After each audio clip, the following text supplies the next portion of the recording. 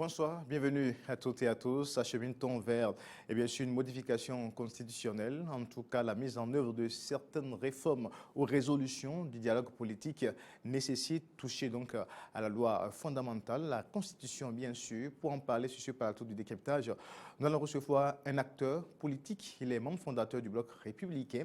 Il s'appelle simplement Abdelaziz Abouba. C'est lui donc qui va apporter les analyses par rapport donc à cette préoccupation. Monsieur Aziz Abouba, bonsoir. Bonsoir, monsieur le journaliste. Merci d'avoir donc accepté notre invitation. Merci à vous. Pour le siège. Alors, Abdelaziz Abouba, vous êtes diplomate de formation, vous êtes auditeur en sciences politiques, je l'ai dit tantôt, membre fondateur du bloc républicain. Vous avez été candidat aux élections législatives de 2015 sur la liste du AND, c'est bien cela? Oui, tout à fait. D'accord. Alors aujourd'hui, on parle bien sûr d'une éventuelle modification de la Constitution, puisque des réformes politiques avec les couacs observés au niveau, bien sûr, de la nouvelle charte des partis politiques et du nouveau code électoral, c'est-à-dire les difficultés de pouvoir donc les observer, de pouvoir donc les appliquer, a conduit la classe politique à se regrouper les 10, 11 et 12 octobre dernier au Palais des Congrès. Et puis, il y a eu des résolutions qui sont sorties de ces assises, bien sûr, sur initiative du chef de l'État, Patrice Talon, lors de la remise de la transmission du rapport officiel, bien sûr, du comité technique ayant siégé sur, bien sûr, ces recommandations du dialogue politique. Et bien sûr, il y a eu la proposition d'aller à une révision constitutionnelle pour simplement mettre en œuvre certains points. Alors aujourd'hui, vous êtes en face de nous, nous allons en parler. A-t-on réellement besoin d'une révision constitutionnelle pour la mise en œuvre de ces points dont on parle? Ok, je vous remercie, monsieur le journaliste. Et vous savez, la révision de la Constitution dont on parle actuellement est une suite logique suite au dialogue politique. Le comité d'experts a déposé son rapport. Et dans ce rapport, ils ont recommandé, il y a une recommandation spéciale qui comporte 4 articles, qui porte sur 4 articles de la Constitution. Et il faut forcément aller vers la révision de ces articles-là pour pouvoir mettre correctement en œuvre ce que le dialogue politique a demandé. Quels sont les articles Les articles sont les articles, par exemple, 26, l'article 42, l'article 50 et l'article 80. Est-ce que vous voyez?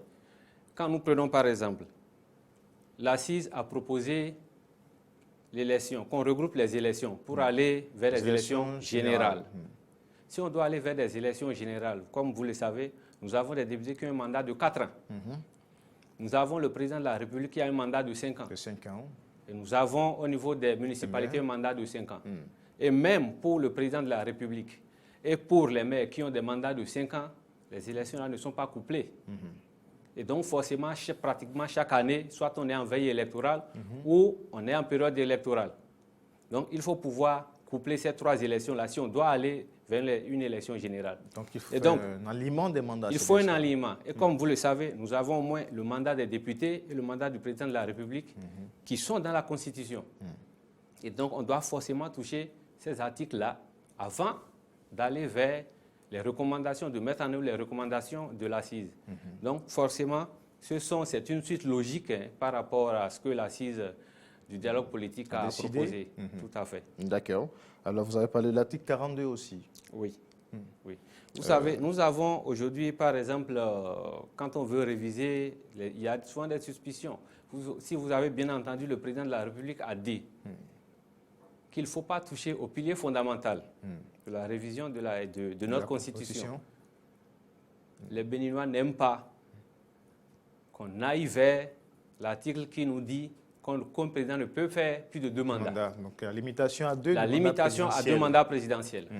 Et donc, dans la recommandation spéciale que le comité d'experts a formulée, ils ont été un peu plus précis par rapport à ce qui est dans la Constitution actuelle. Dans la Constitution actuelle, par exemple, il est dit, je paraphrase, que l'on ne peut faire plus de 2 mandats présidentiels. Mais dans l'accord qui est fait par le comité d'experts, on a ajouté de sa vie. Ce qui veut dire que même si vous faites les 2 mandats et qu'il y a une révision de la Constitution qui venait, Une fois que vous avez déjà fait 2 mandats, vous avez une seule vie, nous avons une seule vie. Donc vous ne pouvez plus revenir sous prétexte peut-être qu'on a une nouvelle république. Donc on a dû mettre les verrous nécessaires. Exactement, on est en train de mettre les verrous. Parce que plus loin même, plus loin. Il a été dit au niveau du rapport de nos experts là, et vous permettez, je vais vous le lire rapidement. La présente modification constitutionnelle, ce qui est proposé, hein, ne donne pas lieu à une nouvelle constitution ni à une nouvelle république. Donc ça sera bien spécifié, bien précisé dans le texte. Voilà, bien spécifié dans le texte de la constitution, de la nouvelle constitution, si éventuellement on allait vers cette révision-là, cela sera inscrit dedans et donc on ne va pas vers une nouvelle république, on ne va pas non plus vers une nouvelle constitution. Et donc, les 2 mandats présidentiels tiennent et il n'est pas dit peut-être que si éventuellement le président Talon devait se repositionner, il a déjà fait une mandat qu'on ramène le compteur à 0 pour qu'il vienne faire 2 mandats. Non. Mais le chef de l'État même sur la question donc a laissé passer, j'allais dire, apporter les clarifications qu'il fallait quand on était à cette rencontre-là, puisqu'on était à cette rencontre-là lors de la remise de ce rapport-là, et le chef de l'État justement a signifié clairement, en tout cas, qu'il tient quand même à la limitation du mandat. Il a demandé devant la presse, au membre du comité, d'y mettre les verrous nécessaires. Alors, on va poursuivre avec les différents articles dont vous avez parlé de 26, on vient de parler de 42, l'article 50 et 80. Qu'est-ce qui serait apporté, quel changement? Vous savez, nous avons, en cas de vacances de pause, par exemple, aujourd'hui, nous avons 2 possibilités. Il y a des possibilités où c'est le président de l'Assemblée nationale qui prend, et nous avons aussi des possibilités où c'est le président de la Cour constitutionnelle qui prend. Le comité d'experts a estimé qu'il faille réduire et qu'il faille simplifier la procédure. Et donc, c'est dans la réduction de ce processus-là qu'ils ont proposé, par exemple, un vice-président. Et donc, en cas de vacances de poste, ce dernier prend. Donc, désormais, dans cette nouvelle constitution qui pourra peut-être être votée, vous voulez spécifier qu'il y aura un poste de vice-président? Si cela est accepté. Si cela est accepté. Si cela est accepté. Parce que, vous savez, les tests, l'interprétation des tests, vous savez ce que nous en faisons. On peut avoir une situation où les interprétations vont diverger, où d'autres vont estimer que c'est le président de l'Assemblée qui va prendre. D'autres vont estimer, en fonction de l'interprétation que nous faisons des tests, que c'est le président de la Cour constitutionnelle qui va assurer l'intérim en attendant de réorganiser les élections. Et donc, pour éviter ces cas de figure, on simplifie tout et le problème ne se pose plus. Donc, quelle est la proposition? Revenez un peu sur la proposition faite à ce niveau-là. Oui. La proposition faite à ce niveau, oui. Je crois que si on va vers les élections générales, si j'ai bonne mémoire, on aura un poste de vice-président. Donc, le vice-président sera élu. Et en cas de vacances de poste, c'est lui qui supplée au président. D'accord. Et puis l'article 80 maintenant. Oui, je crois, j'ai brièvement essayé de... Alors, et la question de la représentativité des femmes à l'Assemblée nationale, parce que ça fait également partie des points qui demandent forcément qu'on touche à la Constitution. Tout à fait. Parce que vous savez, la Constitution que nous avons actuellement parle de l'égalité. De tous.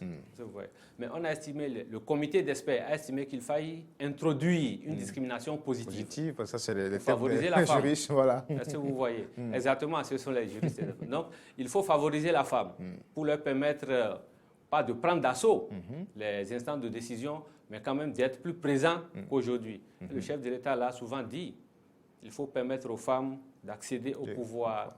On veut voir les femmes à la table de la décision.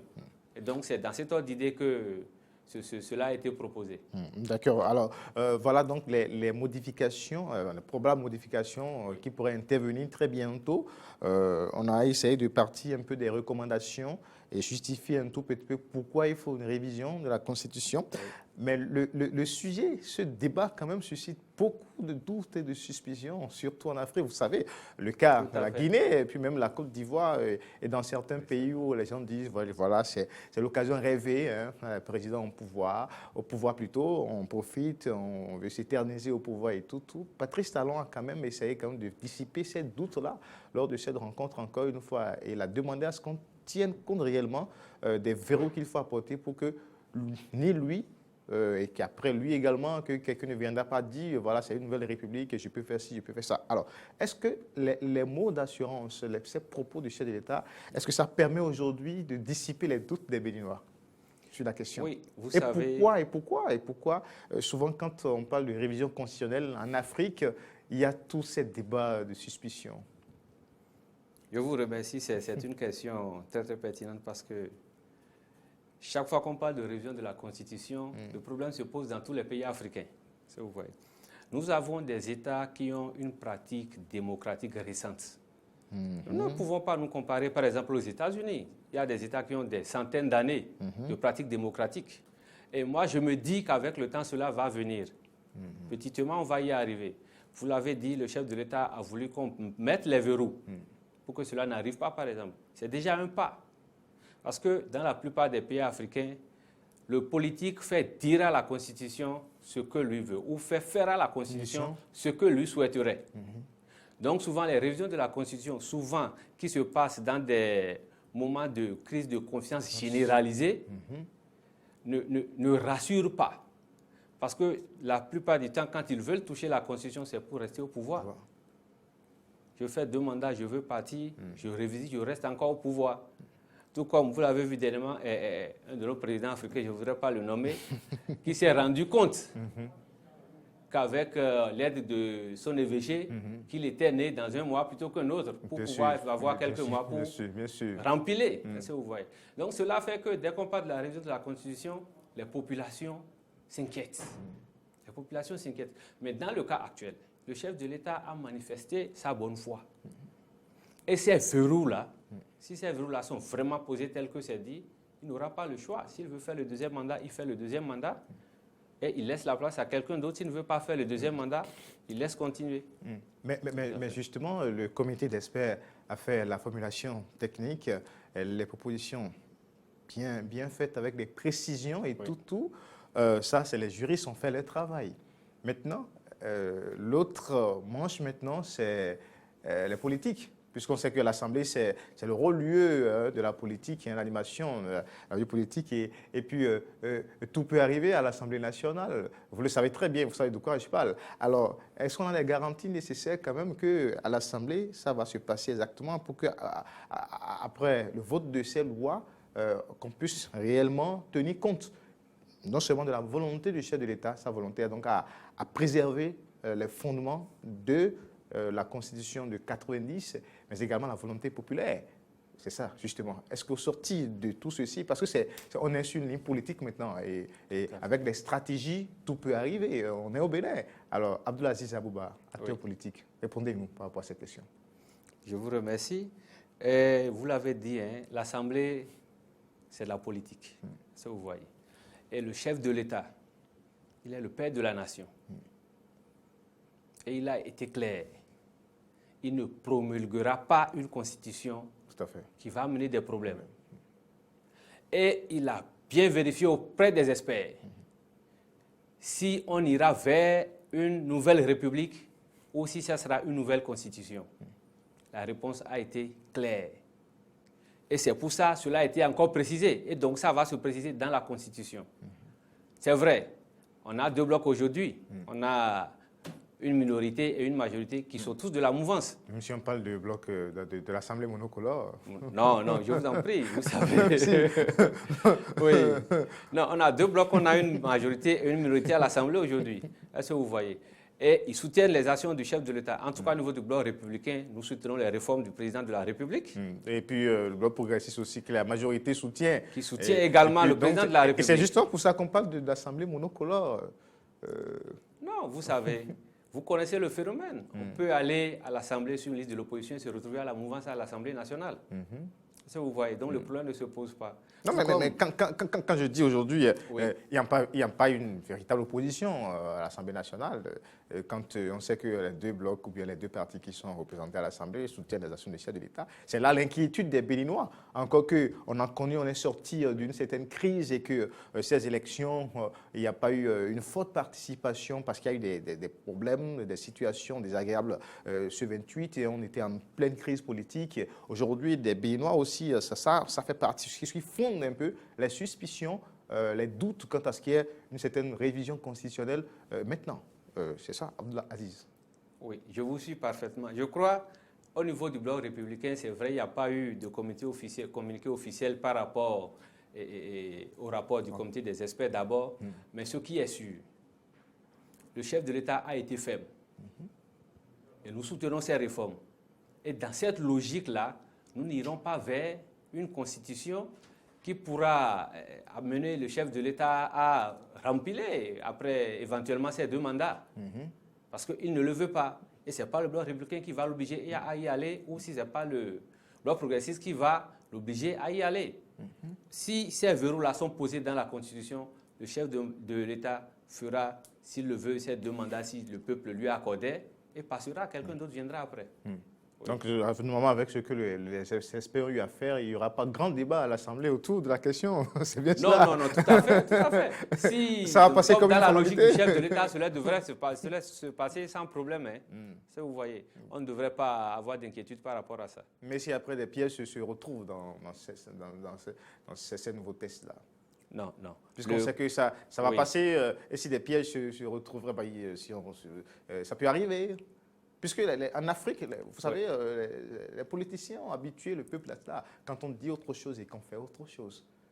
Je ne dis pas forcément au Bénin, mais en Afrique, on est habitué à ça. Vous l'avez dit tout à l'heure. Oui, je vous suis parfaitement. Je crois que le peuple est très éveillé par rapport à ces questions-là aujourd'hui. Est-ce que vous voyez? Vous allez voir que ce soit en début de mandat ou en fin de mandat, les chefs de l'État qui ont essayé, ça n'a pas marché. Aujourd'hui, ceux qui sont à l'Assemblée, ce sont des adultes. C'est vrai, ce sont des hommes politiques, mais ce sont des adultes. S'il faille introduire dedans des pièges qui vont amener des problèmes dans le pays, après, je ne crois pas. Avec ce que nous avons vécu les 1er et 2 mai, je crois qu'on en a tous conscience et on ne souhaiterait pas que cela arrive. Donc, je ne crois pas qu'au-delà de ce que les experts ont proposé, nos députés puissent introduire des pièges pour la population. Non, je ne crois pas. Personnellement, je ne crois pas. D'accord, mais alors, la dernière ligne droite maintenant, c'est vrai qu'on l'a pratiquement évoqué aussi. Est-ce que le moment s'y prête vraiment pour aller à une révision constitutionnelle, quand on sait que même si aujourd'hui on est visiblement en train de sortir de la crise politique, il reste quand même certains acteurs qui n'ont pas pris part, par exemple, à ces assises du dialogue politique, même s'ils ils sont plus aujourd'hui dans des partis légalement reconnus, il reste des acteurs politiques. Je veux parler de l'opposition que certains qualifient d'opposition ferme. Vous savez très bien de quoi je parle. Une partie des FCBE qui la résistance, voilà, la résistance. Alors, est-ce qu'aujourd'hui, on est allé aux assises de dialogue politique, la mise en œuvre demande une certaine révision constitutionnelle, mais on sait quand même que cette partie de la classe politique, l'opposition ferme, est restée sur ses gardes, est restée dans une démarche parallèle et pas du tout conciliante par rapport à ce que fait la classe politique et les partis reconnus légalement. Alors, est-ce qu'aujourd'hui, dans cette situation-là, dans cette condition, on peut réellement aller à une révision constitutionnelle quand on sait que cette partie de l'opposition, par exemple, ne reconnaît pas l'Assemblée qui est en place aujourd'hui? Vous savez, je l'ai dit tout à l'heure, nous n'avons pas suffisamment de pratiques démocratiques pouvant nous permettre de réviser la Constitution sans qu'il y ait de contestation. Vous voyez. Et il n'y aura jamais de moment idéal ou de moment propice pour la révision de la Constitution. Parce que dans tous les cas, certains ne se retrouveraient pas dedans. Même quand on cherche le consensus, un consensus général de tout le monde, c'est souvent difficile. Cela nous amène à penser que quelle que soit la période, quel que soit le président qui viendra pour la révision de la Constitution, il y aura toujours des contestations. Et donc, si le moment, les événements que nous avons vécus dans le pays nous amènent à cela, je crois que c'est le moment d'y aller. Avec les garde-fous nécessaires, je crois que les garde-fous sont en train d'être mis. Si les garde-fous sont mis, le problème ne se pose pas. Parce qu'au-delà de ça, que ce soit demain, après-demain ou n'importe quand, dans un futur proche ou dans un futur lointain, on ne sera jamais prêt pour la révision de la Constitution. Et une Constitution est statique. Mais est-ce qu'on peut continuer vraiment le processus en restant un peu fermé à cette partie de la classe politique regorgée quand même de personnalités bien connues Bon, est-ce que c'est qu'on est fermé à la classe politique? Vous savez, les gens ont été appelés mais n'ont pas voulu venir. Est-ce que vous voyez au dialogue? Les gens, on a dit aux gens, remplissez les conditions, ayez votre existence légale et venez à la table de négociation. Quand vous n'avez pas d'existence légale, vous ne pouvez pas venir. Oui, mais on peut toujours rattraper, quand des gens qui ne sont pas qui ne se sont pas fait représenter. On sait que c'est la DUD, c'est bien cela, la dynamique unitaire pour le développement. Sur les 9 partis invités, il n'y a que la DUD de Valentin Koudé. Les FCB se sont fait représenter, il y a l'AIL, bon, qualifiée d'aile dissidente, voilà. Et puis voilà. Donc la question que je me pose, des réformes politiques, parce que là, c'est des réformes politiques, on parle des réformes politiques en révision constitutionnelle, on parle de réformes politiques institutionnelles. Est-ce qu'on pourra réellement aboutir sans quand même toute la classe politique Vous savez, les réformes politiques ne peuvent jamais avoir l'aval de toute la classe politique. Ce n'est pas possible. C'est vous voyez. Quand on a le pouvoir et qu'on a ceux qui ne sont pas d'accord avec le pouvoir, vous-même, vous le savez, même quand le pouvoir est en train de faire ce qui devrait être, l'opposition n'accompagne pas. Parce que cela supposerait que la base ne serait pas d'accord. Ce que vous faites, je ne suis pas d'accord, donc je dois le dire, c'est vous qui êtes là, je ne suis pas avec vous, je suis contre tout ce que vous faites. Et c'est cela qui arrière nos pays. Logiquement, ce que nous sommes en train de faire, ce qui est en train d'être fait actuellement, c'est pour apporter des réformes clés au niveau de la Constitution. Et les élections générales, si cela s'organisait, et les hommes politiques, et le Trésor, et notre Trésor public vont souffler. On organise les élections en une fois et c'est terminé. Logiquement, quel que soit le bord de l'homme politique, il devait pouvoir accompagner cette réforme-là, par exemple. Est-ce que vous voyez? Donc, je me dis que les gens prendront le train en marche. Ça veut dire que dans la procédure, parce que pour réviser la Constitution en vigueur a prévu les procédures nécessaires. Certainement que dans cette démarche-là, on puisse quand même faire l'adhésion, faire le débat autour de ces questions-là et susciter l'adhésion populaire autour.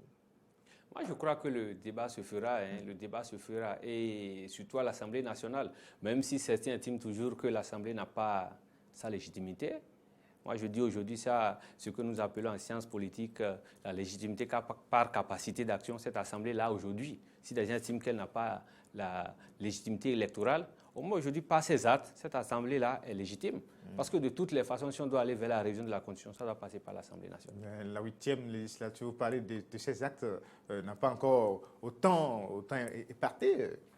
Non, je vous en prie. Vous savez, ces recommandations vont forcément prendre par l'Assemblée nationale. La révision du code électoral, de la charte des partis politiques, le statut de l'opposition, tout ça passera forcément par l'Assemblée nationale et c'est elle qui va voter ça.